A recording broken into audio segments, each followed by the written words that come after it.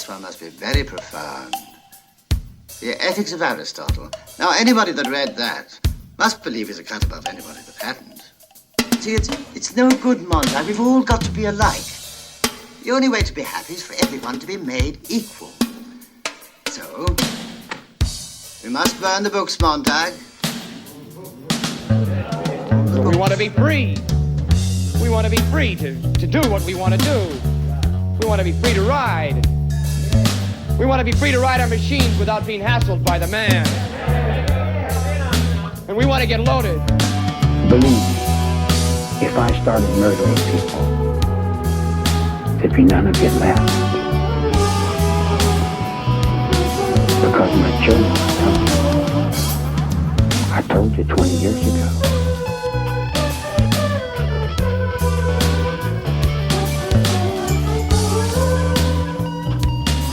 It's one small step for man, one giant leap for mankind.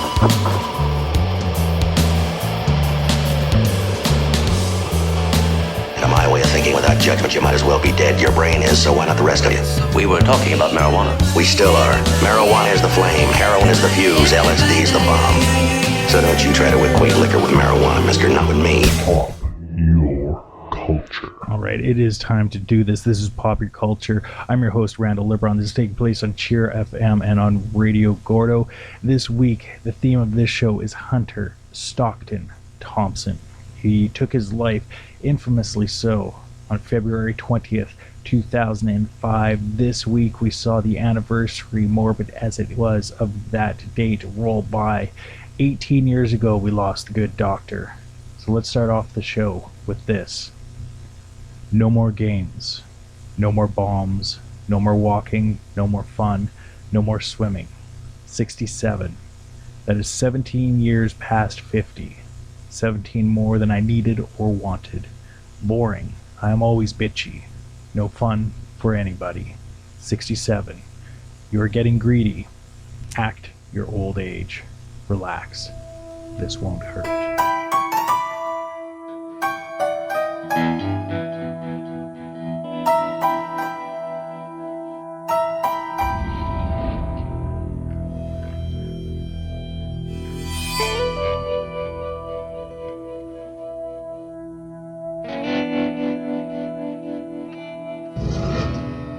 It was always at night, like a werewolf, that I would take the thing out for an honest run down the coast. I would start in Golden Gate Park, thinking only to run a few long curves to clear my head.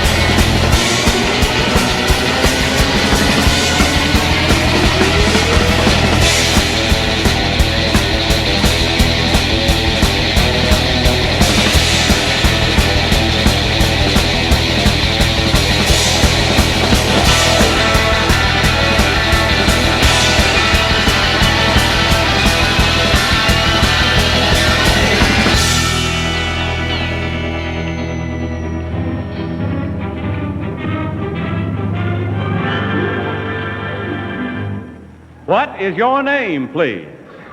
My name is Hunter Thompson. My name is Hunter Thompson. My name's Hunter Thompson. Will the real Hunter Thompson please stand up? Hunter S. Thompson, Hunter Stockton Thompson, born in Kentucky and who exploded outward into the world via the gonzo writing style, being one of the pioneers of the new journalism scene, is a man who took his life 18 years ago, and he still has this influence amongst people like myself and many other fans of both his work in particular and the gonzo/new journalism writing style that he helped pioneer with his wild and crazy first-person perspective narratives of events that he was covering. Because first and foremost, the man, despite his love of The Great Gatsby, and in his early years he would sit at his typewriter and type out Fitzgerald's novel in order to learn and unlock the true magic and mystery of the particular word choices that Fitzgerald made. He wanted to run those through his own fingers so he knew what it was like to write. He started off as a news reporter, reporting mainly on sports for the military. He wanted to join as a young man out of high school. He was a young man who joined literary clubs in high school, even though he was from the wrong side of the tracks. He would put on his coat and tie and hobnob with the children of finer families, of finer breeding, the children who were born into more opportunity and more chances, just a higher social status. He spent his graduation night in jail for burglary and vandalism. He left that life behind when he joined the military. He wanted to be more active in actual combat-related events. One leg was longer than the other, one of the reasons for his notable stride, and it forced him to go not into anything combat-related, but into writing, in which he focused on sports. He was eventually dishonorably discharged. He went his way through the U.S., he went down to South America, and then it was in 1965 he found himself tagged to write a piece about a notorious motorcycle gang based out of, at that time and that particular chapter, out of San Francisco. And thus began his research into one of North America's most notorious motorcycle gangs. For me, this born his most, to this day, his largest, most influential piece in terms of my own personal taste. Some of the material that he recorded and took notes of was ended up being used by Tom Wolfe when Tom Wolfe ended up working on the electric Kool-Aid acid test. That's pretty cool. So one of the things that we're going to do on this show tonight, after we open up the show with a couple of selections from the Gonzo soundtrack, David Schwartz, Gonzo's Honest Run, with the main theme of the movie, the opening title, fitting for this show tonight, and then a little snippet from a game show in which, if you didn't catch it, Hunter's voice was the second one who said, "My name is Hunter Thompson." You could almost hear that rushed, sort of stiff mouth, a little bit inarticulate with the enunciation, but the man knew how to choose his words. That opened up the show. One of the things that we're going to slide into now, because as a many years, decades-long fan of the man's work, I have the 5-disc set, the Gonzo tapes, and as much as the people sort of seem to enjoy the material that went into forming his most infamous work, and probably his most well-known work, which would be Fear and Loathing in Las Vegas, for me personally, it's the material that made up the research for Hell's Angels that I take such joy in having access to. One of the things I'll lay out there right now, this entire show has the potential to have language that some listeners may find objectionable. The man was not a well-groomed, he was not a well-behaved, rather, man, a literary man. He definitely had his demons. He was down-home Kentucky boy. There are curse words in this show. There are descriptions of scenes that are included for their literary merit. We'll get into that. But let's start off this show with 3 snippets, all taken from material that he was working on while at the infamous Bass Lake run with the Hells Angels in 1965. Shoot, it's only 11 o'clock here. It seems to be like about 7 in the morning. The error of dealing with this kind of thing is really more than a human being to be expected to possess. It's a situation wherein there's several hundred people here. I can't tell how many. In the darkness, you don't know. And perhaps 30 or 40 know who I am. Therefore, I get a lot of head and shit, shrugs, bullshit, bad answers, that sort of thing from most people I run into because I obviously look different. I'm wearing this Montana sheepherder's jacket. At the moment I'm wearing my red LL Bean hat, which I don't intend to wear out in a circle. But, I have my Wellingtons on. Nobody around here wears Wellingtons. And Pendleton shirt. Just, it's all different. And the people who don't know me not only resent me, but worry about me. The situation doesn't fit them. They're either more guilty than they really are, by the law, or they're less guilty. And they're like, there we go.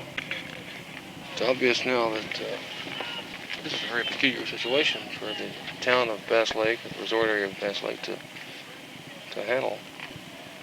And yet the Angels are so far not guilty of anything. They're a bunch of good, fun-loving American lads out riding the motorcycles around the state and having a good time out here for a 4th of July camping trip. But there's so much more to it that the law simply does not cover.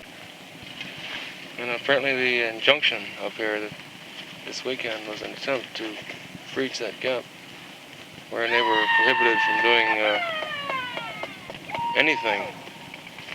And so far they've done nothing. We've been here 12 hours, and everybody's drunk now, and there have been 100 drunken Hell's Angels around this, within 100 yards of the car, within 50 yards of the car, and Fun Bar's about 25 yards away. I got to come into the car to do any taping because the sight of this thing would drive them to madness. They'd burn the machine. We're up at Bass Lake, and I wish I had a camera. God damn, I'd have gone ahead for a camera, although that probably would have queered my whole image as a fitting into it. So far, I managed to be a part of the scene without really being a real integral part of it, but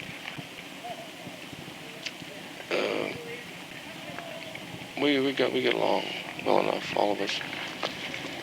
And only now and then do I get some argument or bad head from somebody I don't know, I've never seen, somebody from some other club.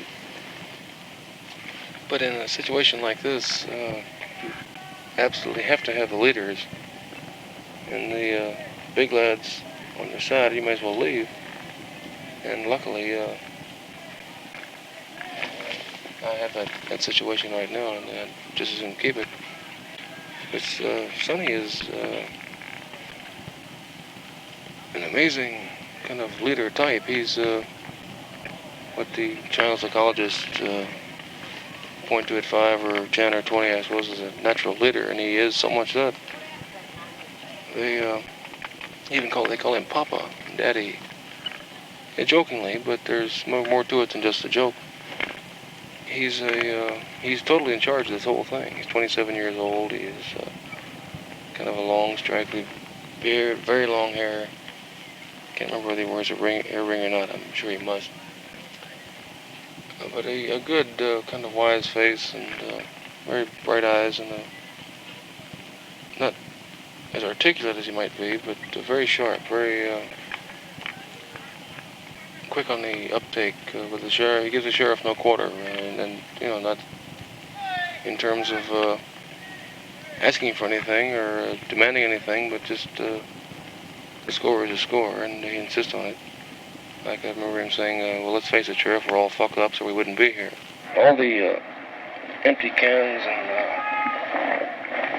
and beer cartons are up on top of the car. This has been sort of the beer cooler for the camp. When I arrived here, I was about the 3rd or 4th car. Now I'm one of maybe 20 cars, and I couldn't get out tonight if I wanted to.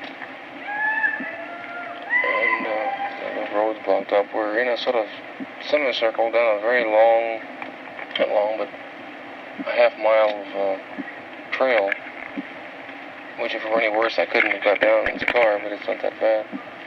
All the cycles can get by easily. And the sheriffs have all gone. It appears that everyone's drunk. And there's been a bit of hooting, shouting, great instant gang huddles. Something to do with the lodge I have to ask someone about. And copious use of weed, the pot, the grass. They call it weed.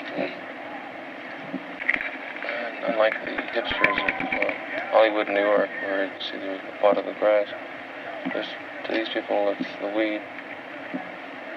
And incredible use of benzodrine film.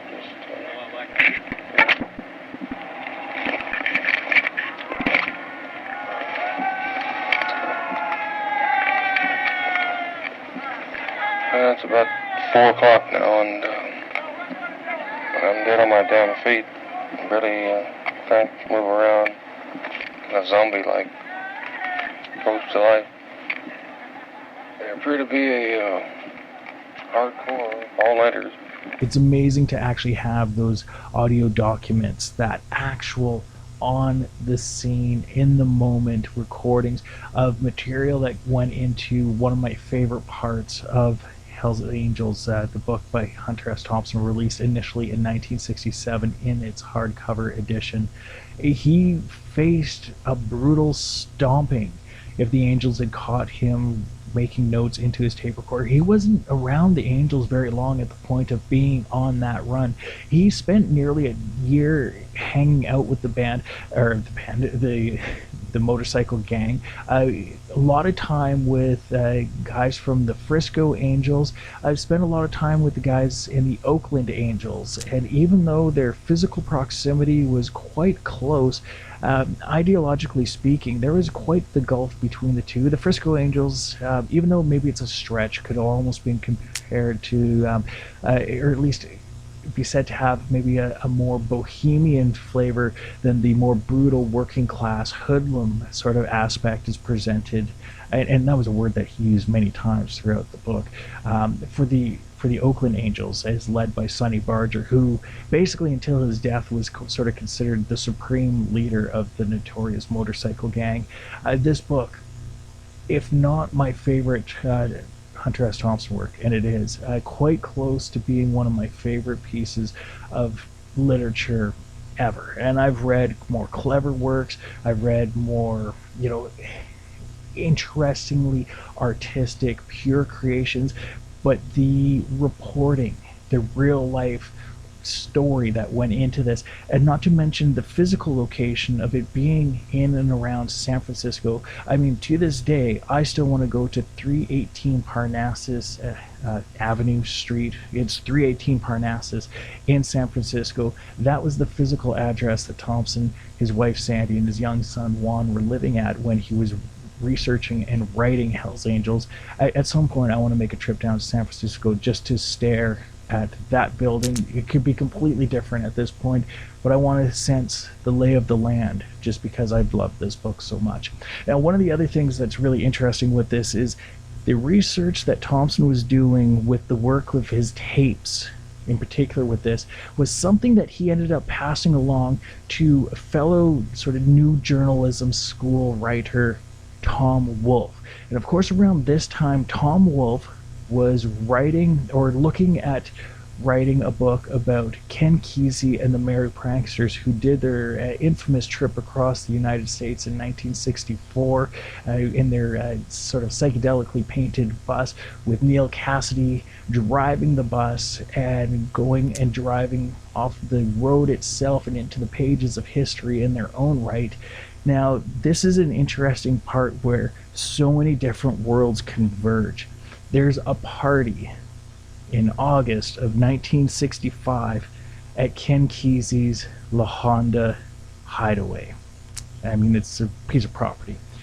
Now, at that property, and Now, at that property and on that particular weekend, you see literary luminaries like Allen Ginsberg shows up. Hunter S. Thompson is there with his young family. The Merry Pranksters are there. Neil Cassidy is there. And the Hells Angels are there. It's quite the group. Now, Tom Wolfe himself was not there. And it's one of the tapes that Thompson made of what happened at that first party that featured so prominently both in Hells Angels and in Wolfe's own electric Kool-Aid acid test. And that is the infamous gangbang scene. Now, it has been said that some people have kind of misinterpreted what has happened here. A lot of people didn't really realize that Tom Wolfe was given access to Hunter S. Thompson's tapes for it. Because Wolfe wasn't there, how would he have known to be able to create the scene? It was almost one of those things where some people maybe thought that Thompson lifted the scene from Wolfe's work if they'd only read Electric Kool-Aid Acid Test first. So there is this interesting literary confluence here. Not to mention the fact that the woman at the center of the gangbang was Neil Cassidy's ex-wife, and of course, Jack Kerouac had Neil Cassidy featured so prominently as this underground cult hero that was first known as Dean Moriarty in works like On the Road.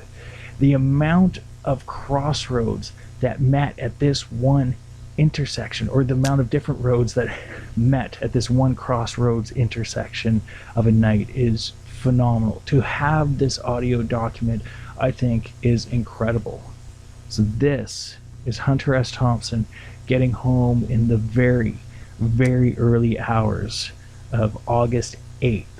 The party took place starting on Saturday, August 7th, 1965. These are the fresh audio notes made that Sunday morning. Tonight was Saturday, August 7th. No, it's Sunday morning, August 8th, I suppose. Oh, shit. It's a long, dirty story, and I'm tired, and it's 5:30 in the morning, and just driven back from Casey's in that awful, evil, heavy Pacific fog. But,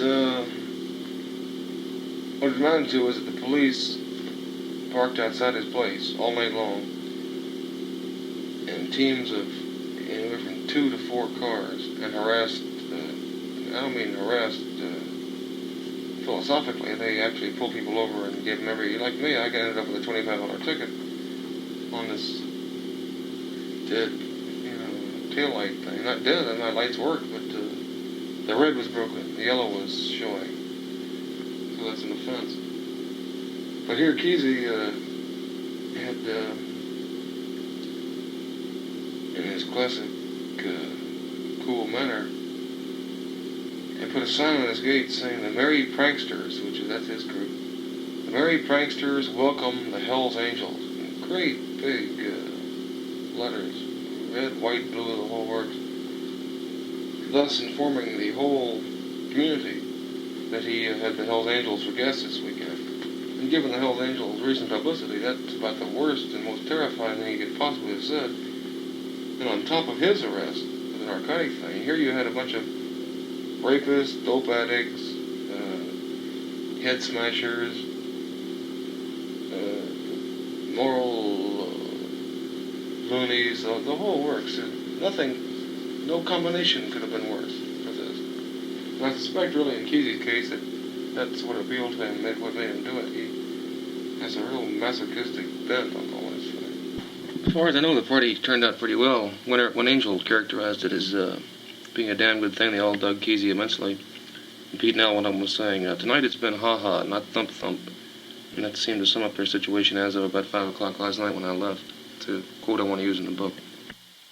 About 8 miles down the road is a town called San Gregorio. Go down there to get some cheese and food, as I said. And the locals, and these being honest-to-God local farm types and not the tourist resort people that are from Honda, were enraged at the thing about the Hells Angels on the gate. They were saying, yeah, the Hells Angels, and of course, yes, the police, we gotta get them, yes. The main topic of conversation at the bar was the fact that the Hells Angels had come to Kesey, who was bad enough in his own right, and then to have these monsters.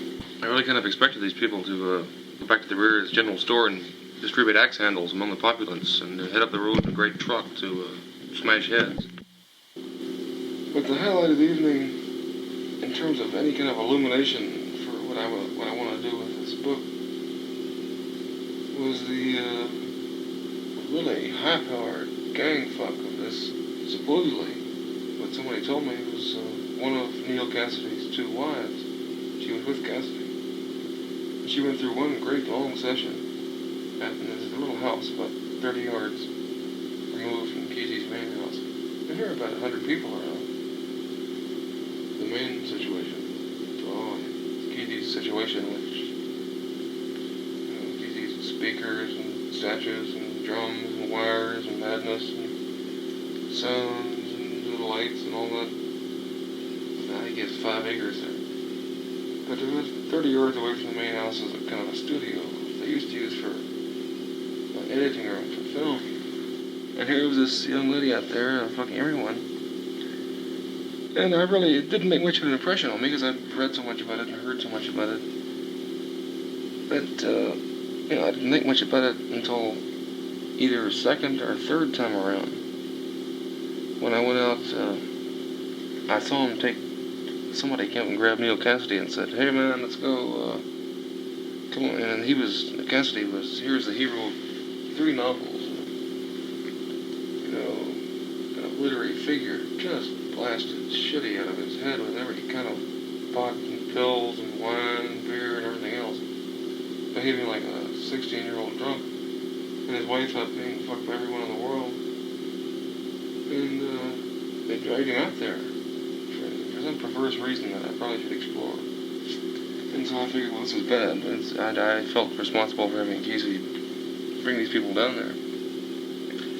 And so I thought I'd go along and, try to catch up and see that there was no brutal action there. Too much, really unbelievable sort of scene to really see. It's enough, very easy to hear about it, or to write about it, for your imagination, but to see a woman down there on the floor like that, going for it in every way, and just out of her head and kind of talking to Neil, apparently she had married at one point. There were two or three awful scenes there where she kept reaching up to kissing Cassidy, who was wandering around naked in the room while she was being fucked by everyone there. And it was just beyond belief, a pathetic kind of situation where she'd want to kiss her husband while she was being fucked by everybody in the world. People sitting on her face and the whole works. When I get that image of her lying here on the floor with her dress kind of a shift pulled up to around her rib cage, and kind of pubic hair kind of shining in the dim light, and people bending over her and pulling on her, and one of them sticking his dick in her mouth, and the other one screwing her, and just a mad scene. And he stayed naked for about an hour, wandering around the party, stark naked, being kind of thrown down on her, and to make him participate in it, which was really much worse. This is a night later. I'm going to tape over some of that business at the end of this tape because I want to get these things on there. What I should wrap this, let me get the general image later on in the party. I could stand out, have anybody having once been in that room and watching it, as I was about 6 feet away, could then from outside see through the door with the lights were on. There was a kind of a filmy curtain over the door, but you could see shadows moving around inside from as far away as the house. You could stand in front of the house, and if you knew what was happening, you could interpret the movements of all these shadowy figures behind this curtain. Silhouettes is what they were. And it was, in that way, kind of surrealistically horrifying.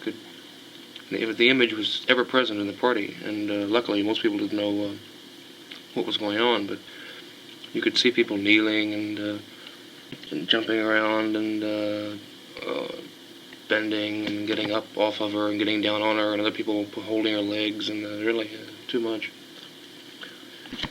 And the other note I wanted to get was that this romantic idea of these Hells Angels of Outlaws can only has to be counterbalanced with the terrible realities like this one.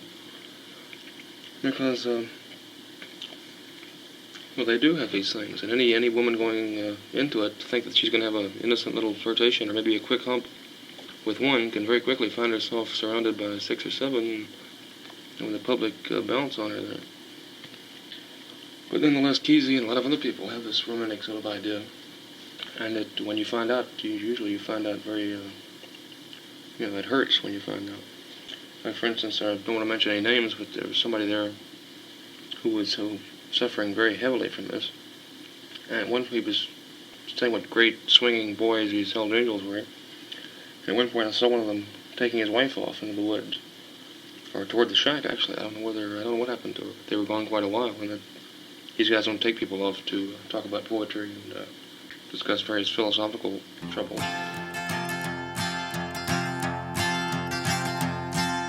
Hey, Mr. Tambourine Man, play a song for me. I'm not sleepy, and there is no place I'm going to.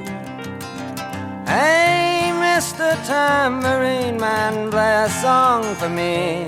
In the jingle jangle morning, I'll come following you. Though I know that evening's empire has returned into sand, vanished from my hand, left me blindly here to stand, but still not sleeping. My weariness amazes me, I am branded on my feet. I have no one to meet, and the ancient empty streets too dead for dreaming. Hey, Mr. Tambourine Man, play a song for me. I'm not sleepy, and there is no place I'm going to. Hey, Mr. Tambourine Man, play a song for me. In the jingle jangle morning, I'll come following you. Take me on a trip upon your magic swirling ship. My senses have been stripped, my hands can't feel to grip, my toes too numb to step. Wait only for my boot heels to be wandering. I'm ready to go anywhere, I'm ready for to fade into my own parade. Cast your dancing spell my way, I promise to go under it. Hey, Mr. Tambourine Man, play a song for me. I'm not sleepy, and there is no place I'm going to. Hey, Mr. Tambourine Man, play a song for me. In a jingle jangle morning, I come following you. Though you might hear laughing, spinning, swinging madly across the sun, it's not aimed at anyone, it's just escaping on the run. And but for the sky, there are no fences facing. And if you hear vague traces of skipping reels of rhyme to your tambourine in time, it's just a ragged clown behind. I wouldn't pay it any mind. It's just a shadow you're seeing that he's chasing. Hey, Mr. Tambourine Man, play a song for me. I'm not sleepy, and there is no place I'm going to. Hey, Mr. Tambourine Man, play a song for me. In the jingle jangle morning, I come following you.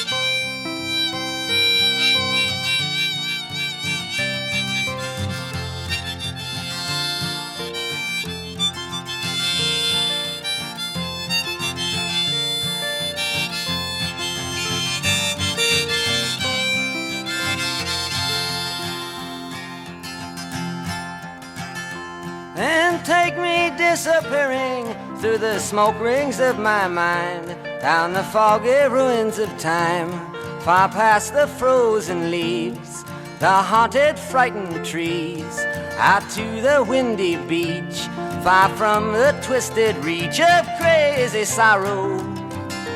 Yes, to dance beneath the diamond sky with one hand waving free, silhouetted by the sea, circled by the circus sands, with all memory and fate driven deep beneath the waves. Let me forget about today until tomorrow. Hey, Mr. Tambourine Man, play a song for me. I'm not sleepy and there is no place I'm going to. Hey, Mr. Tambourine Man, play a song for me. In the jingle jangle morning, I come following you.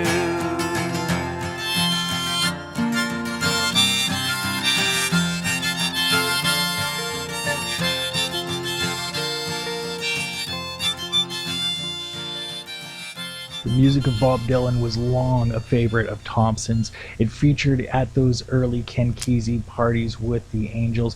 It featured in late night drinking sessions in Hunter's apartment with guys like Terry the Tramp as he was recording material that made up the bulk of the research for the Hells Angels book. So it was only fitting that we had one of Thompson's all-time favorite songs up here in the show just now from Bob Dylan. That was Mr. Tambourine Man. Alright, this is Popular Culture on Cheer FM and Radio Gordo. Before we move on to the next section, I think it's important to read this selection from Hells Angels. But with the throttle screwed on, there is only the barest margin and no room at all for mistakes. It has to be done right. And that's when the strange music starts, when you stretch your luck so far that fear becomes exhilaration and vibrates along your arms. You can barely see at 100. The tears blow back so fast they vaporize before they get to your ears. The only sounds are wind and a dull roar floating back from the mufflers. You watch the white line and try to lean with it, howling through a turn to the right, then to the left, and down the long hill to Pacifica, letting off now, watching for cops, but only until the next dark stretch and another few seconds on the edge. The edge. There is no honest way to explain it because the only people who really know where it is are the ones who have gone over. The others, the living, are those who pushed their control as far as they felt they could handle it, and then pulled back, or slowed down, or did whatever they had to when it came time to choose between now and later. But the edge is still out there. Or maybe it's in. The association of motorcycles with LSD is no accident of publicity. They are both means to an end, to the place of definitions. In between Hells Angels in 1967 and 1971's release of Fear and Loathing in Las Vegas, Hunter worked on a couple of important projects. One of the projects was the Kentucky Derby piece. The Kentucky Derby is decadent and depraved, a story that he wrote with illustrations from Englishman, mad Englishman as he was, Ralph Steadman, who joined Thompson on that particular writing journey, and they became lifelong work associates and friends. It was a fortuitous meeting for those two men, as Steadman's drawings provided a visual element that became synonymous with the literary element of Thompson's work. Thompson also ran for sheriff of Aspen, Colorado in 1970. What follows this musical selection is part of his platform for running for sheriff. But before we get into that, one of his favorite albums is Let It Bleed by the Rolling Stones. This is the Rolling Stones.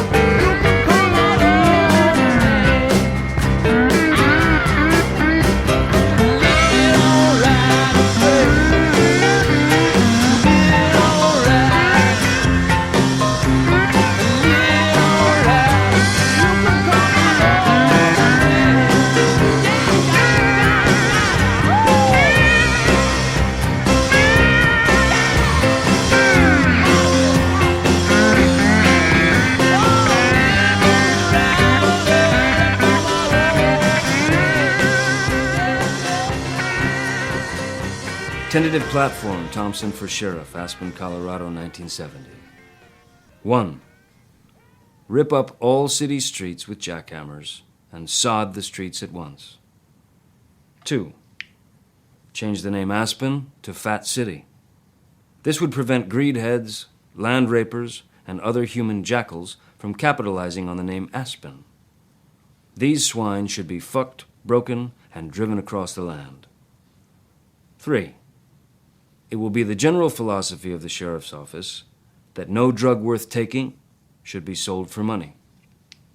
My first act as sheriff will be to install on the courthouse lawn a set of stocks in order to punish dishonest dope dealers in a proper public fashion. Of course, the voice of Johnny Depp has become kind of the de facto voice for Hunter S. Thompson, especially in the years after Thompson has passed. Johnny Depp lived with Thompson for approximately 6 months while preparing for the 1998 film of Thompson's work, Fear and Loathing in Las Vegas. One of the stories that I remember reading about Johnny Depp's time living with Hunter was he was sleeping in a bedroom sort of cobbled together in the basement of his Woody Creek home, and at one point he realized, and this is Johnny Depp, realized that the cigarette that he was putting down, and he thought he was just putting it down on a table in his bedroom. Well, it turned out the table was actually a keg of black powder. Thompson himself was a notorious gun freak who loved to use all kinds of firearms in all kinds of chemically induced mental states. He liked to blow up vehicles on his property. Some of his art was considered when he would fire at various portraits of various luminaries, whether it be political or otherwise. And that target practice would be kind of his artwork. And of course, there are scenes too that Thompson shot in his later years, hanging out with the likes of Conan O'Brien, drinking whiskey and shooting guns at targets. Of course, freaking out the ever comedic, in my opinion, late night host Conan O'Brien. Some pretty silly stuff on that. All right, next up in popular culture here on Cheer FM and on Radio Gordo, we're going to start to slide into some of the Fear and Loathing in Las Vegas material. Now, one of the things that I wanted to really look at with this one wasn't so much the tapes themselves, but excerpts from the soundtrack, because it features a lot of good moments of dialogue and some of the song selections that made it up. Now, in the actual Gonzo tapes, when Thompson went to Las Vegas with Oscar Zeta Acosta, the Chicano lawyer who Thompson met while researching the essentially cop killing of Mexican American reporter Ruben Salazar in a series of riots in LA. He was a reporter who was doing some deep work, was gunned down by police in very cloudy, obviously one of those things where it was a targeted killing to silence a dissenting voice. Thompson wanted to sort of get at the meat of the story, and the friendship that he ended up forging with Acosta, Oscar Zeta Acosta, was one of those things that grew into him being the Samoan attorney in Fear and Loathing in Las Vegas. It became the character that was played opposite of Bill Murray in Where the Buffalo Roam, which a lot of people, depending on the circles that you ask, actually find Bill Murray's version of Hunter S. Thompson to be more like the actual man than the caricature that Johnny Depp played, despite the closeness and friendship between Depp and Thompson. I mean, there was a friendship between Murray and Thompson as well, so I guess different times maybe elicited a different version of Thompson for the film. But what happened is there was a lot of heaviness going on in researching the Ruben Salazar story, so Thompson and Acosta got out of town and went to Las Vegas to get weird. Now, one of the things too that you end up getting from the whole sort of Gonzo tapes experience is they didn't have nearly the access to that mythical bag of drugs that's presented in the stories. At one point in the actual Gonzo tapes, they're talking about picking up one of the latest copies of Rolling Stone magazine and finding the Free Press office and basically trying to use their credentials to score because they didn't have anything. So that's actually kind of funny, the distance between the reality and the myth of this story. Still, Fear and Loathing in Las Vegas is a huge moment in underground literary culture, and I will throw my hand in the air and say that I may not have the original pressing of the book, but I have the original Rolling Stone magazines, the 2 sequential issues in which Fear and Loathing originally appeared. I think that's pretty cool. Coming to us now from the Fear and Loathing in Las Vegas soundtrack, we're going to do a run of 4 songs. We have the Yardbirds, For Your Love, Tom Jones, She's a Lady, but Brewer and Shipley, One Toke Over the Line. We had 2 bags of grass, 75 pellets of mescaline, 5 sheets of high-powered blotter acid, a salt shaker half full of cocaine, a whole galaxy of multicolored uppers, downers, screamers, laughers, also a quarter tequila, quarter rum, case of beer, pint of raw ether, and 2 dozen amyls. Not that we needed all that for the trip, but once you get locked into a serious drug collection, the tendency is to push it as far as you can.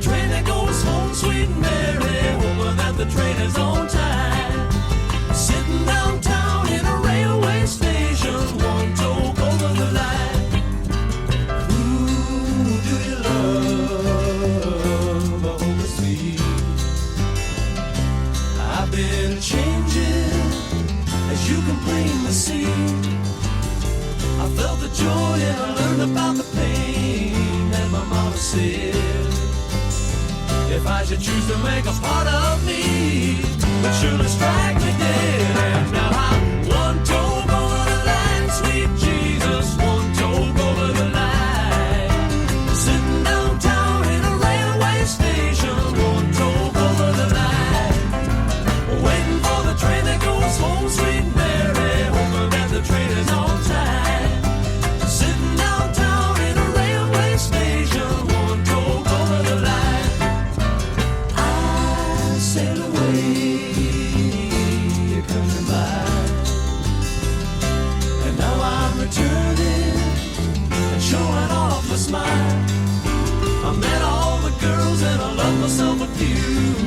And to my surprise, like everything else that I've been through, it opened up my eyes. And now I'm one toke over the line, sweet Jesus, one toke over the line. Downtown in a railway station, one toke over the line. Don't you know I'm just waiting for the train that goes home, sweet Mary, hoping that the train is on time. Sitting downtown in a railway station, one toke over the line.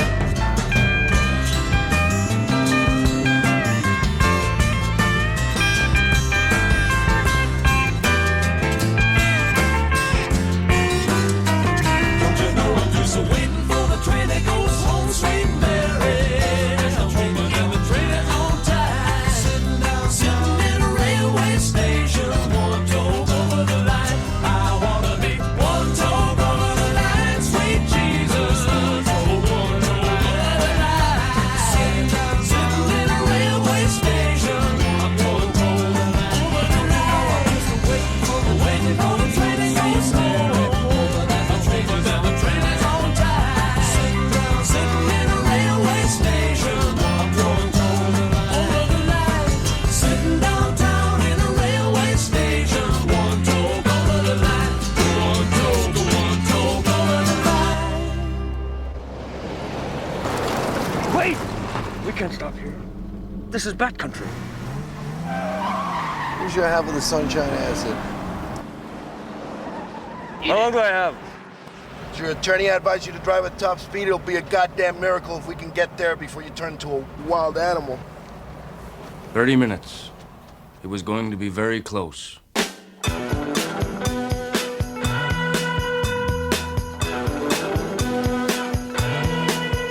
Well, she's all you'd ever want. She's the kind I'd like to flaunt. often take to dinner. But she always knows her place. She's got style, she's got grace. She's a winner. She's a lady. Whoa, whoa, whoa, she's a lady. Talking about that little lady. And the lady is mine. But she's never in the way. Always something nice to say. What a blessing. I could leave her on her own, knowing she's okay alone and there's no messing. She's a lady. No, she's a lady. Talking about that little lady. And the lady is mine. No, she never asks very much, and I don't refuse her. Always treat her with respect. I never would abuse her. What she's got is hard to find, and I don't want to lose her. Help me build a mountain from a little pile of clay. But she knows what I'm about. She can take what I dish out, and that's not easy. But she knows me through and through, and she knows just what to do and how to please me.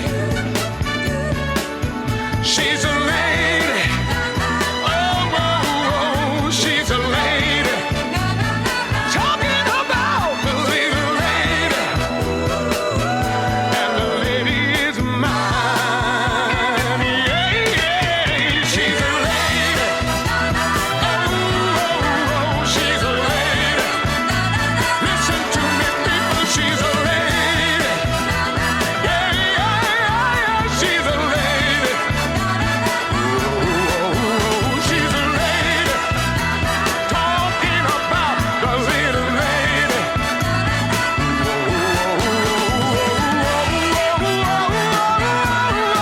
Oh, she's a lady.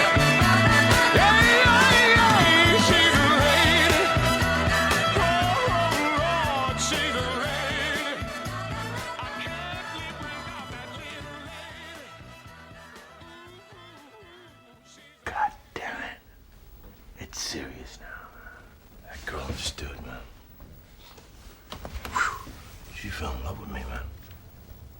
Eye contact, man.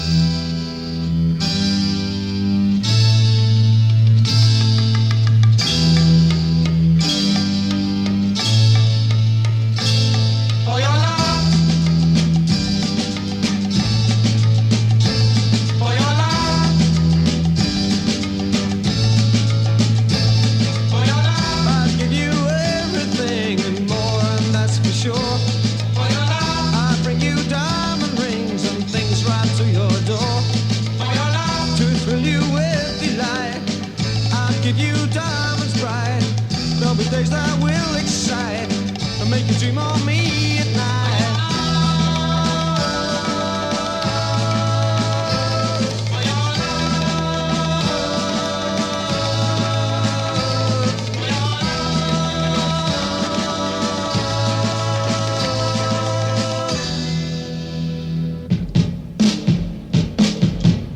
For your love, I would give the stars above. For your love, I would give you all I could.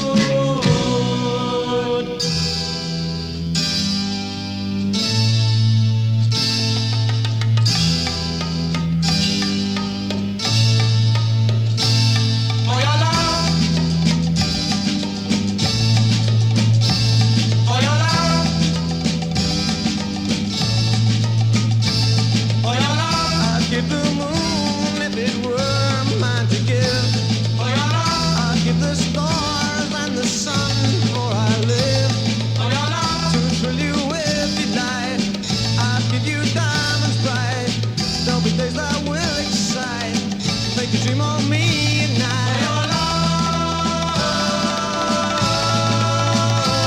For your love, for your love, for your love.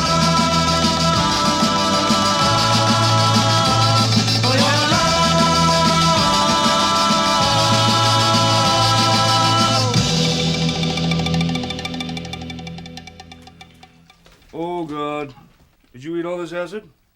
That's right. Music! You better pray to God there's some Thorazine in that bag. Otherwise, you're in bad fucking trouble. Music, man. Put that tape on. What tape? Jefferson Airplane, White Rabbit. You want me to throw this thing into the tub when White Rabbit peaks? Is that it? I was beginning to think I was gonna have to go outside and get one of the goddamn mates to do it. No, man. I'll do it. Shit. What are friends for? You ready? Close your eyes. Yeah, good boy. White Rabbit! White Rabbit!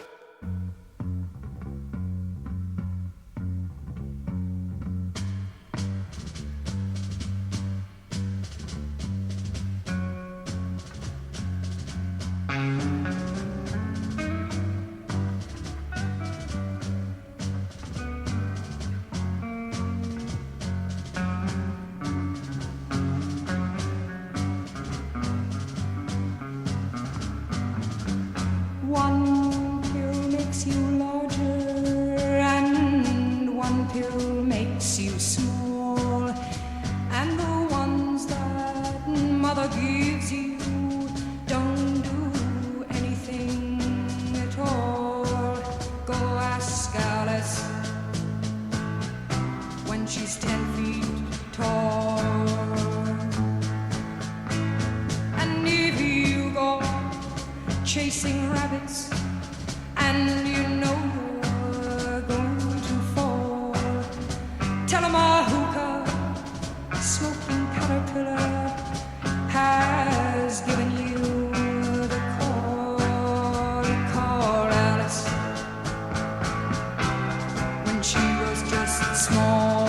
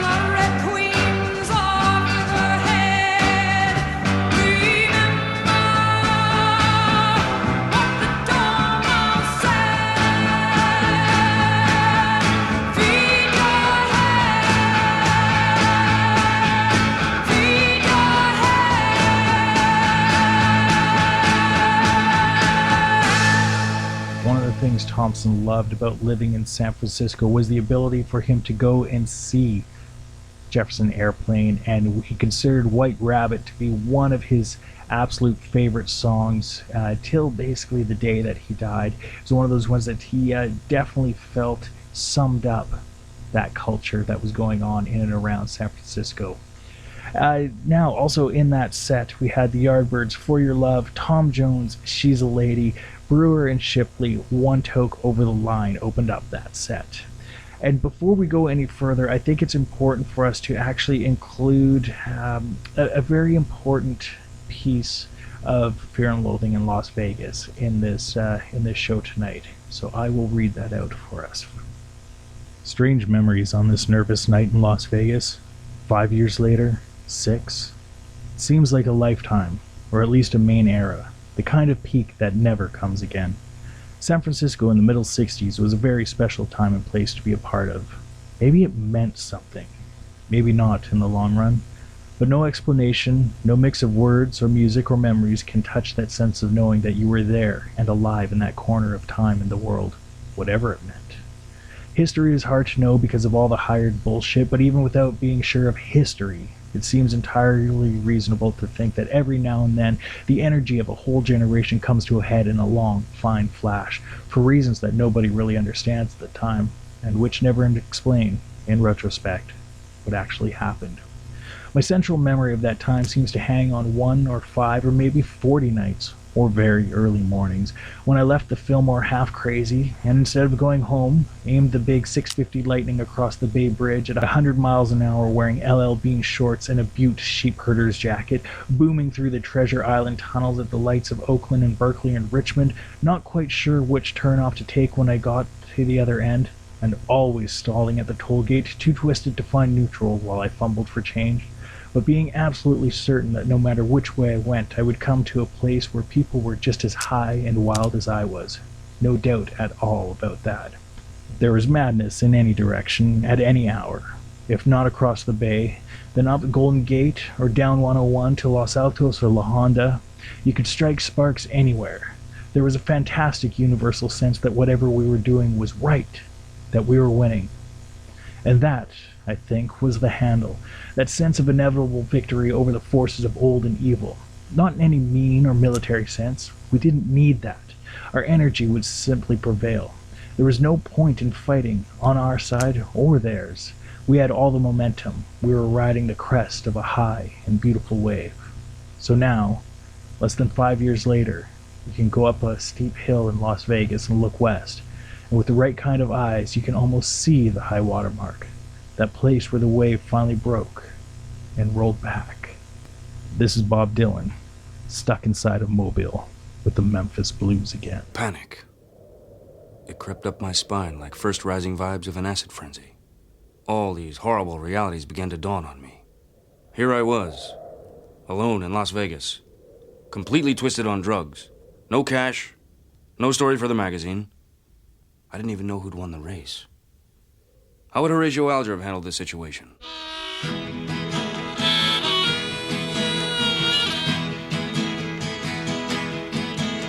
The ragman draws circles up and down the block. I'd ask him what the matter was, but I know that he don't talk. And the ladies treat me kindly, and they furnish me with tape. But deep inside my heart, I know I can't escape. Oh, mama, can this really be the end? To be stuck inside a mobile with the Memphis Blues again. Well, Shakespeare, he's in the alley with his pointed shoes and his bells, speaking to some French girl who says she knows me well. And I would send a message to find out if she's talked, but the post office has been stolen and the mailbox is locked. Oh, mama, can this really be the end? To be stuck inside a mobile with the Memphis Blues again. Mona tried to tell me to stay away from the train line. She said that all the railroad men just drink up your blood like wine. And I said, oh, I didn't know that. But then again, there's only one I've met, and he just smoked my eyelids and punched my cigarette. Oh, mama, can this really be the end? To be stuck inside a mobile with the Memphis Blues again. Grandpa died last week, and now he's buried in the rocks. But everybody still talks about how badly they were shot. But me, I expected it to happen. I knew he'd lost control when I built a fire on Main Street and shot it full of holes. Oh, mama, can this really be the end? To be stuck inside a mobile with the Memphis Blues again. Now a senator came down here, showing everyone his gun, handing out free tickets to the wedding of his son. And me, I nearly got busted, and wouldn't it be my luck to get caught without a ticket and be discovered beneath the truck? Oh, mama, is this really the end? To be stuck inside a mobile with the Memphis blues again. Now the tea preacher looked so baffled when I asked him why he dressed with 20 pounds of headlines stapled to his chest. But he cursed me when I proved to him. Then I whispered and said, not even you can hide. You see, you're just like me. I hope you're satisfied. Oh, mama, can this really be the end? To be stuck inside of Mobile with the Memphis blues again. Now the Rain Man gave me 2 cures. Then he said, jump right in. The one was Texas medicine, the other was just railroad gin. And like a fool I mixed them, and it strangled up my mind. And now people just get uglier, and I have no sense of time. Oh, mama, can this really be the end? To be stuck inside a mobile with the Memphis blues again. When Ruthie says come see her in her honky-tonk lagoon, where I can watch her waltz for free neath her Panamanian moon. And I say, oh, come on now, you know about my debutante. And she says your debutante just knows what you need, but I know what you want. Oh, mama, can this really be the end? To be stuck inside a mobile with the Memphis blues again. Now the bricks lay on Grand Street where the neon madmen climb. They all fall there so perfectly, it all seems so well timed. And here I sit so patiently, waiting to find out what price you have to pay to get out of going through all these things twice. Oh, mama, is this really the end? To be stuck here inside a mobile with the Memphis blues again.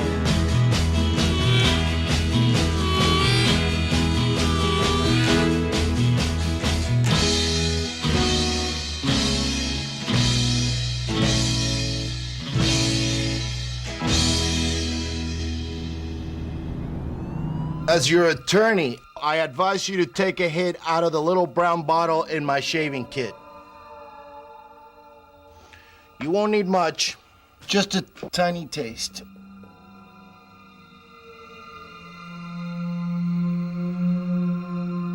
What is this shit? That stuff makes pure mescaline seem like ginger beer, man.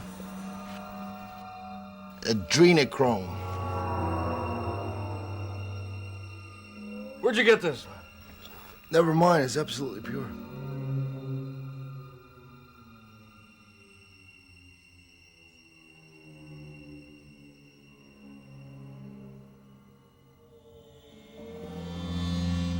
I remember slumping on the bed. I could already feel the stuff working on me. The first wave felt like a combination of mescaline and methadone. Maybe Maybe I should take a swim, I thought.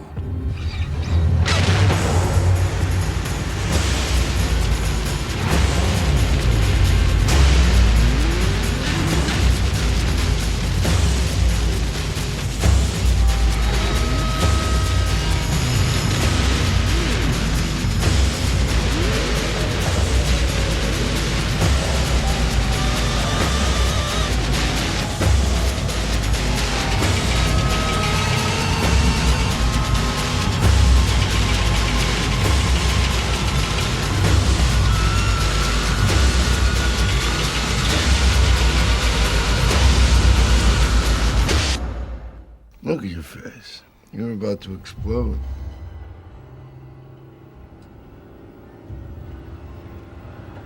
Maybe you could just shove me into the pool. And if I put you in the pool right now, you'll sink like a goddamn stone. You took too much, man. You took too much. Sacrifice.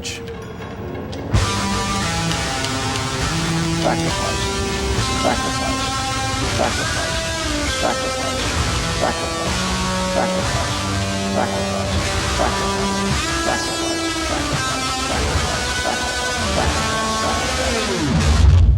Jesus, that stuff got right on top of you. What kind of rat bastard psychotic would play that song right now at this moment?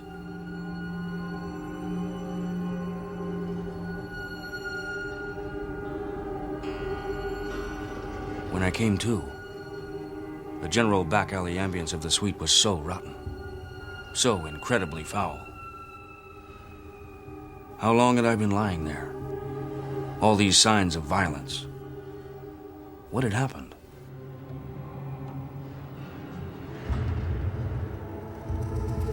There was evidence in this room of excessive consumption of almost every type of drug known to civilized man since 1544 AD.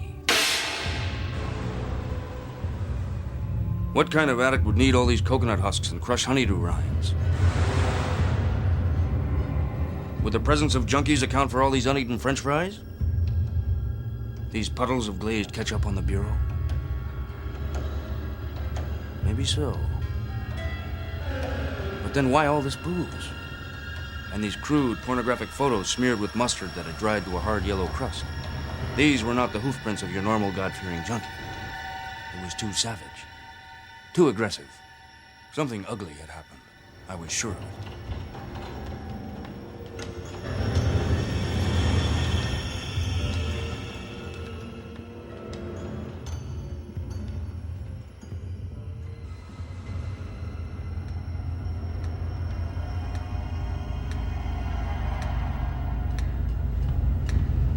Right. The possibility of physical and mental collapse is now very real. No sympathy for the devil. Keep that in mind. Buy the ticket. Take the ride.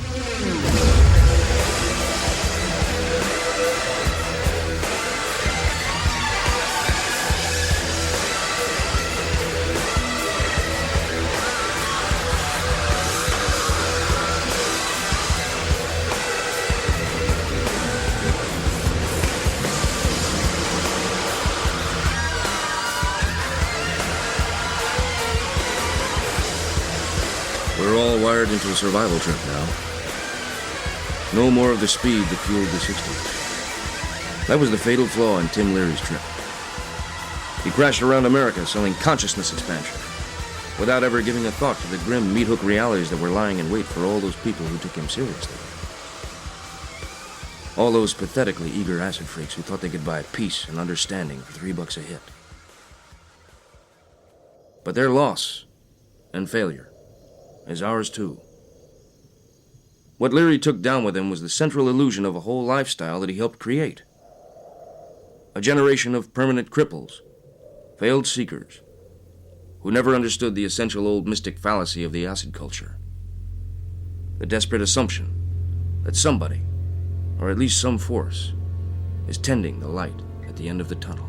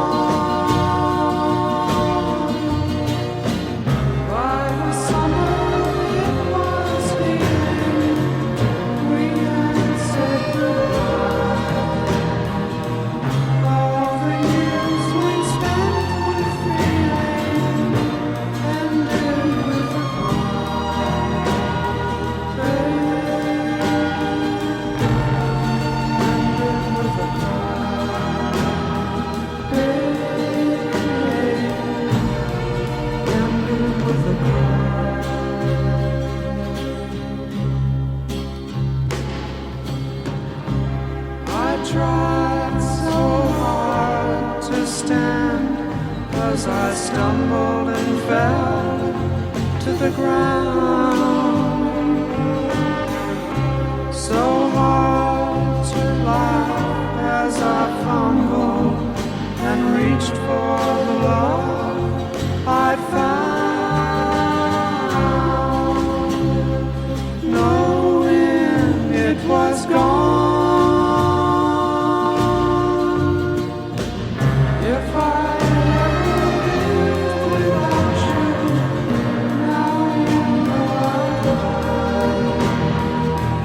If I ever said I loved you, now you know I've tried. Babe, now you know I've tried.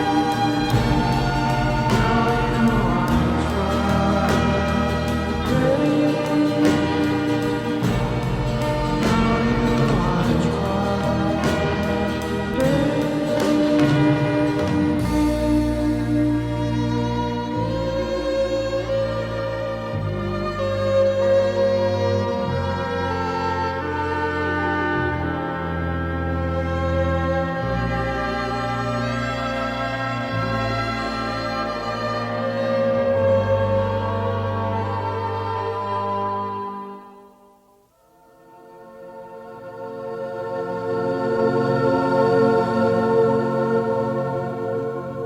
Buffalo Springfield's Expecting to Fly wraps up that set, which also featured a lot of interesting little snippets from the film adaptation of Fear and Loathing in Las Vegas.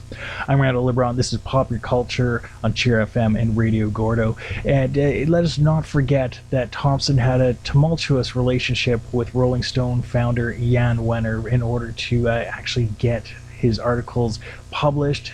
Thompson was notorious for missing deadlines, overrunning expense accounts. This is an interesting example and a glimpse into their working relationship. This is Thompson himself discussing the publication of Fear and Loathing in Las Vegas with Jan Wenner. When I start to grapple with Vegas, the only thing that's missing is the hamburger stand, right? I'm trying to think. There's one more scene. And you have the stuff with Oscar in the hotel room calling around, making the phone calls? No, that whole thing about checking for the American Dream is not in there. And, I don't know, it was a choice. You're either working on that, which was open-ended, or finishing it. And, that's just one more hole. It's, as it is, you got plenty to fuck with there. If it looks like we need that, I'm going to go ahead and do it anyway. You know, just thinking in terms of a book. But, I don't know, just, you'll have to read it. There's no sense in, you know, trying to, right now, say what's crucial. I don't think it's crucial to the magazine side of it. Because there's it's got, I mean, it's being presented as the journey to the heart of the American dream. And so... yeah, I thought about that, but again, it struck me as being almost a joke, you know, in that context, because it's perfectly clear to anybody when you finish the book that, you know, whoever the protagonists were not going to find anything except trouble. You know, it's almost a contradiction in its own terms. Because when you're so fucked up like that, you might possibly find something that you think is the American dream. It's like sending a madman, to bargain with Nixon. Well, that's the way, one has to approach him. Well, why don't you, I'm going to, poke along with it. It's already on tape.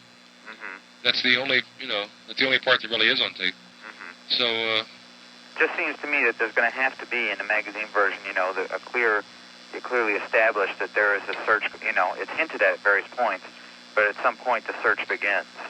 All right, well, that's a whole, and we're going to have to, there'll be other things that there are redundancies in there, because there were sections that were written at different times and then kind of put together. And there'll be chunks that I think will be, we can cut out. And I went back over it and tried to integrate your cuts in the first part with my copy here. Do you think they made sense or what? Yeah, and what I did was, in one margin, made notes that you don't have, because I have, the copy, I did them on my copy. In the left margin, I made notes about what would work for, I guess, either the book or the magazine. Either way, in one margin I have, I commented on them as to whether they'd be either yes or no for the book, and the other margin was for the magazine. So I have it pretty well organized. Look, there's some things, if we're going to cut out a big chunk, that they'd be meaningless, because they would refer to something that would be cut out anyway. Yeah. But I think the next step is to see just how much of the thing, it's going to be possible to run, and what has to go. Because a lot of stuff's going to have to go. And then if we want to throw in the American Dream thing, by that time it'll be done. Or the search. What about the galleys I sent you that you said you had gone over, corrected, fucked with? Yeah, they're pretty well, I can send those in just about any time. Do you want to would you send them in now? Yeah. There's nothing in there that, all the final cuts and stuff, that's how the thing were made, right? Right.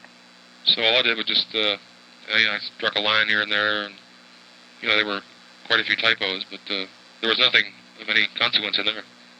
Okay. Do you want to send me those back? Okay, I'll send those tomorrow. Okay, good. All right, so we can have that to start to work from. Yeah, I kind of figure that's ready to go. Okay, good. Oh, well, if I get those back from you, see, on that part, then we're really much further along than we've been. Well, that's ready. That's actually the few cuts that I made on there could be made over the phone. The rest of them are almost all proofreaders things. I didn't fuck with that at all. Send me that shit. Okay, I'll get that off. Get in the mail tomorrow. Okay. I'm figuring I'm going to start on Vegas 2 on Wednesday. Well, fuck, all you have to do really is just, you don't have to tear it all apart, but you should read it just once because it's about a third longer than the other one. And there's no point in, me worrying, getting back and rushing into, other scenes and shit like that if we're going to have to cut out a lot of good stuff anyway. But right. If there is a hurry, then the sooner I know about it, the better. Well, say that if there is a what?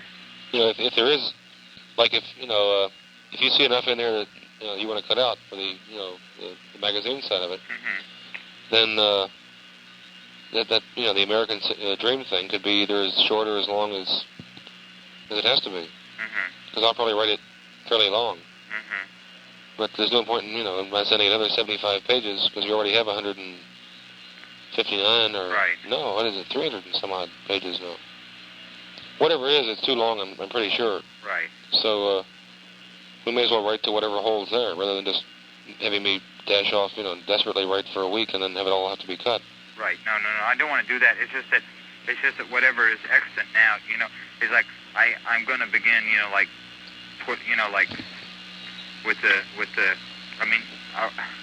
want to put part 2 in final magazine shape now. Well, why don't you just give it, it's really more fun to read just, like running through it fast. Right. And, because when you go through it line by line, you really, you miss a lot. You miss all the fun of it. Right. What you ought to do is just sort of do that. It only takes about, 2 hours or something. Right. And I'm sure it'd be enjoyable. Right. No, I found myself, I loved the first part of it, Yeah, but I think maybe rather than attack it, like a task, you ought to just, run through it real fast first. Yeah. It's very fast reading if you read it that way. Yeah. And then we can talk about whether, what we need in terms of, if there's an obvious hole or if it's way too long, if it's way too long, then I'm going to have to think seriously about what to cut. And then, if you do that quick, then we can talk about it and then get serious about, the other stuff. Right, okay. It's just that it's coming, this is Vegas, we have we have 2 more issues before Vegas 1. Yeah. What do you mean by promoting it? When you said... Well, we're going to take some ads, and we're going to do some radio spots. That's weird. It's nice. As the anniversary thing. And we're going to do it as Raoul Duke. Well, that's good. And the ads are going to be like, they're just going to be like the first, I picked about 450 words out of the first 800 words, Yeah. And ads are just going to open up like with a big W, and with like about 18 point, a big W and about 65 point type, and then the first sentence in 18 point type. What's the W? I missed that. We were just outside of Barstow. Oh, I see. Yeah. And then it's just going to read textually for the first, it's just going to include the first 2 or 3 scenes in it. Yeah.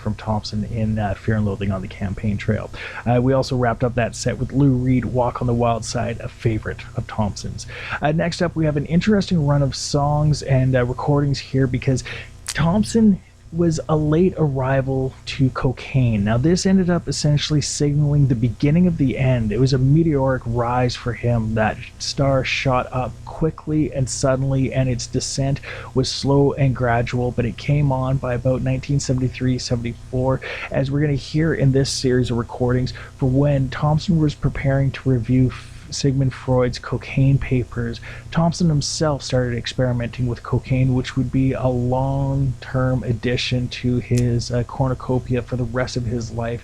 I have called it the beginning of the downfall for him. He used to use dexedrine mainly as a way to motivate his writing, but when he switched to cocaine, there was a difference in his work, a sloppiness, an inability to finish things, and whether or not it's directly related to the cocaine, it's hard to say, but you can hear how he even contradicts himself in his own notes. Now, this also features one of his all-time favorite songs from Herbie Mann. It's the Battle Hymn of the Republic. That's sitting as a bed underneath these gonzo tape notes. Well, there's the first symptom of this goddamn evil drug. I just spent 20 minutes running down my personal reaction to a fairly large load of cocaine taken tonight in preparation for reading Sigmund Freud's cocaine papers and reading it, excerpting it, and writing a sort of an introduction, review, or rebuttal, or whatever. Rolling Stone. This is Monday, it's actually Tuesday morning, June 18th. Simulation of Monday night. First, I noticed that I have a definite slur in the voice there. Almost a drunken sounding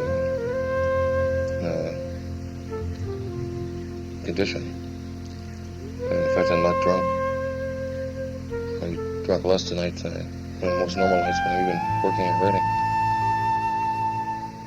And that recalls a condition that I've noticed with coke often on other people. It seems to induce a kind of very speedy interior reaction with a very sloppy, neo-drunken exterior reaction or symptoms. Jesus, I do seem like I'm beaten in the teeth with some kind of a mush hammer.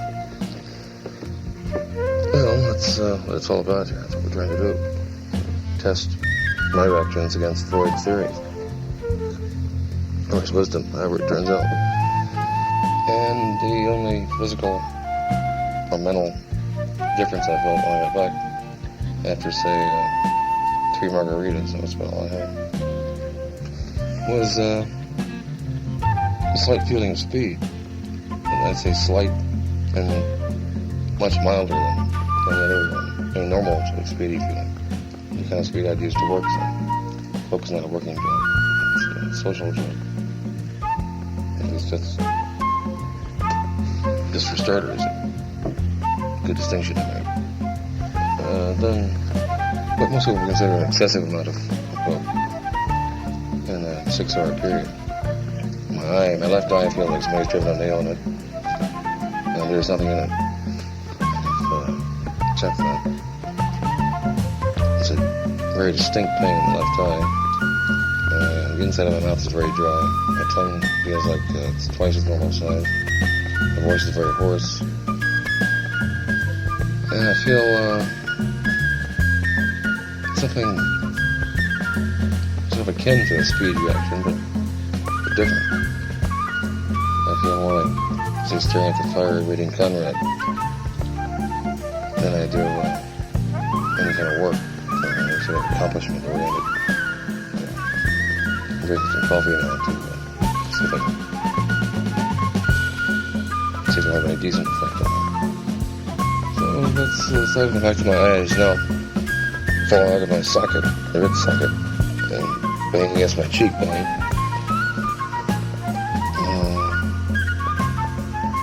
As I say, I feel just fine. I'm going to bed, watching the fire, and Let's try this book. Fuck it. It's now 4:20 a.m. on a Tuesday morning, June 17th. 18th. I put some op talk in my eye to try to cure that. It helped for a while, but now it's just bad. I guess I can see the dawn coming up, so I want to read just a bit more and go to bed as I experience an episode of soaking sweat, big fear, anxiety, which wouldn't necessarily be really cool. I was taking a bite on it. This is Wednesday night, which means it must be June 14th. Actually, as usual, it's Thursday morning, which means June 20th. It's the third day of our cocaine experiment. And there are two main factors that appear to be emerging. One is that I'm fucking tired of the way my mouth feels like muskrats have gnawed the inside out of it. Which is something like having the worst of a speed reaction and not the best. And number two is that I have no desire to read further in that fucking book.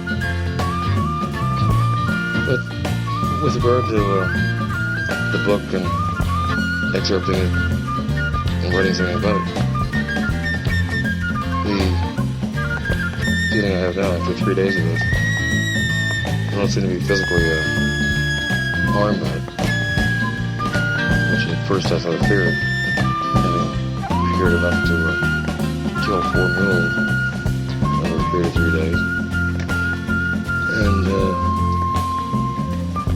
having gone into it to the point where yesterday I came right to the point of a respiratory seizure. But despite all this and sort of putting the physical reactions aside, I think in terms of the writing, the only way I see this thing is working, quotes around that word, is in the contrast between my own reactions and the whatever's in Freud's book, his diagnosis and prognosis and predictions and disappointments. I would not be inclined, after this experiment, to actively pursue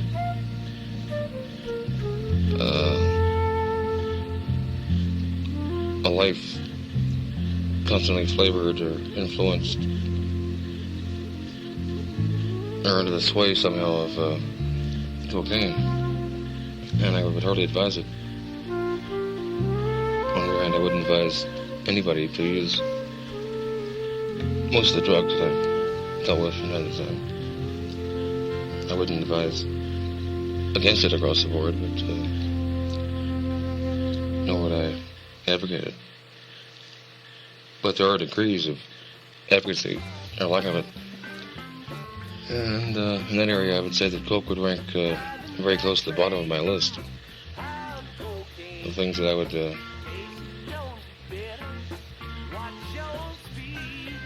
think in terms of enjoying either consistently or sporadically at some later date. The odd thing about it, though, which suddenly occurs to me, putting on this glass of wild turkey, which I consistently and sporadically enjoy almost constantly, is that despite that feeling, not only I, but most of the people I know who are into it seem to be totally unable to resist the opportunity to buy coke. And this is where it gets puzzling. This is where you get into the difference between a working social drug, or the difference between coke and psychedelics, say. It seems to be very important to be able to have coke in a social context. To be able to offer it in some ways is more important than the benefit you get from it personally.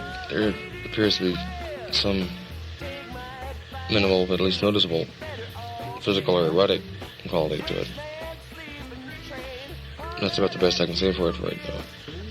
but nothing anywhere near the effects of mescaline or MDA, only mescaline or mushrooms. So we'll leave it at that right now. It's 11 minutes of 4 on Thursday morning. Betty Pie. Put the screen on the fire, shut the door, shoot the peacock, set fire to the lawn in order to keep the narcs away, and make a lot of telephone calls and threaten all these motherfuckers who have been after me all this time, those dirty bastards. I know what's going on. I've always been doing this. My whole life is threatened by these scumbags. That's what I should do, get on the fucking telephone, of course. Why didn't it occur to me? Yeah, let's get the black curl spoon here and get ready for that. Why didn't I do this before? Well, thank God it came to me before it was too late. Alright, that's segment 2. There'll be one more and that'll be it. Now we're into segment 3. After a brutal struggle with a tape recorder here. Let's see if... yes. Experiment not only destroyed my brain, but also my tape recorder by some kind of strange osmosis. This is the 4th night of this dreadful experiment. And you know that notion just crossed my mind. Driving that train, I'm cocaine. Casey Jones, you better watch your speed. Trouble ahead, trouble behind. And you know that notion just crossed my mind. Driving that train, I'm cocaine. Casey Jones, you better watch your speed. Trouble ahead, trouble behind. And you know that notion just crossed my mind. Driving that train, I'm cocaine. Casey Jones, you better watch your speed. Trouble ahead, you know, trouble behind. And you know that notion just crossed my mind. And you know that notion just crossed my mind. The Grateful Dead, that was Casey Jones, a fitting selection because it represents both one of Hunter's favorite examples of the Grateful Dead. He liked Working Man's Dead, so let's also use Casey Jones, a song about cocaine, to wrap up a section about cocaine. Interesting selections from the Gonzo tapes there. Next up, we're going to do a run of stuff to basically bring us up to the end of this week's show, of course, focusing on Hunter S. Thompson. We have an incredible selection from Jimmy Carter. Thompson considered this one of the best speeches that he ever heard. He had to run out to his car to grab his tape recorder. We actually get a little bit of it. We get the song that Carter mentions as being incredibly important. Then we're going to come back to feature a couple of other little snippets of writing as read by Johnny Depp, and we're going to feature Lyle Lovett, If I Had a Vote, later in this set. I have heard hundreds of speeches by all kinds of candidates and politicians, but I have never heard a sustained piece of political oratory that impressed me more than the speech Jimmy Carter made on Law Day at the University of Georgia one Saturday afternoon in May 1974. It was a king-hell bastard of a speech. By the time it was over, it had rung every bell in the room. In general, the powerful and the influential in our society shape the laws and have a great influence on the legislature and on the Congress. And this creates a reluctance to change because the powerful and the influential have carved out for themselves or have inherited a privileged position in society. I grew up as a landowner's son, but I don't think I ever realized that the proper interrelationship between the landowner and those who worked on a farm until I heard Dylan's record, I Ain't Gonna Work on Maggie's Farm No More.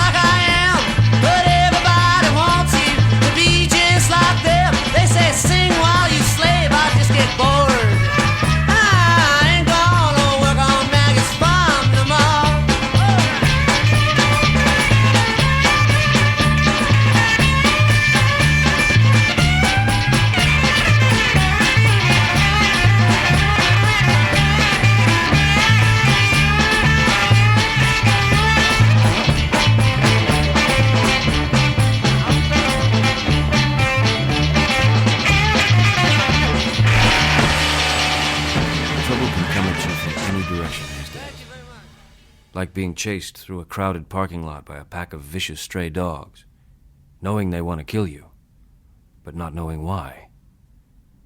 The world situation has become so nervous and wrong that disasters that would have been inconceivable 2 years ago are almost commonplace today.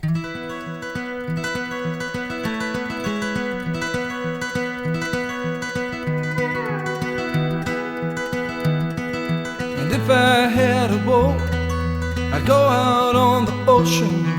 And if I had a pony, I'd ride him on my boat. And we could all together go out on the ocean, setting me up on my pony, on my boat. Now if I were Roy Rogers, I'd sure enough be single. I couldn't bring myself to marry an old Dale. Will it just be me and Trevor? We'll go riding through them movies, then we'd buy a boat and on the sea we'd sail. If I had a boat, I'd go out on the ocean.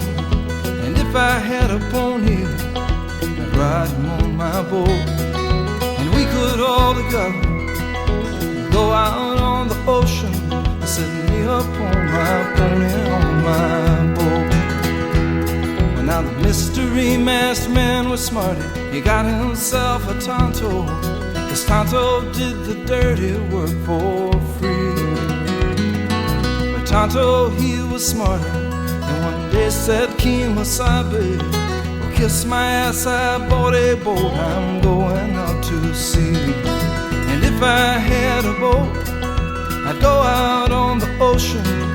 And if I had a pony, I'd ride him on my boat. And we could all together go out on the ocean, setting me up on my pony, on my boat.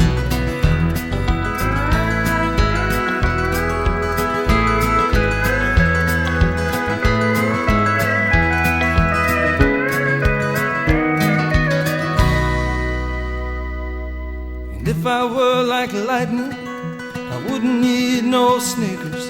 Well, I'd come and go whenever I would please. And I'd scare 'em by the shade tree and scare 'em by the light pole, but would not scare my pony on my boat out on the sea. And if I had a boat, I'd go out on the ocean. And if I had a pony, I'd ride him on my boat. And we could all together go out on the ocean, setting me up on my pony, on my boat. Setting me up on my pony, on my boat.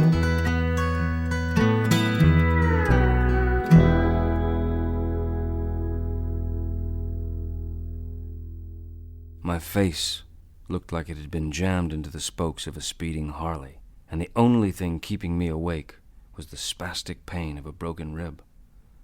It had been a bad trip, fast and wild in some moments, slow and dirty in others, but on balance, it looked like a bummer. On my way back to San Francisco, I tried to compose a fitting epitaph. I wanted something original, but there was no escaping the echo of Mr. Kurtz's final words from the heart of darkness. The horror. The horror. Exterminate all the brutes. And that seems like a fitting way to wrap everything up. The epilogue from Hell's Angels, wrapping up this show tonight, following up Lyle Lovett's If I Had a Boat, one of the songs that Thompson considered to be a favorite, a lifelong favorite. And that's it for Popular Culture this week. I want to thank all of you for tuning into the Hunter S. Thompson special. Thanks to Cheer FM and to Radio Gordo for allowing this to go out. Until next time, y'all be cool to one another. Later.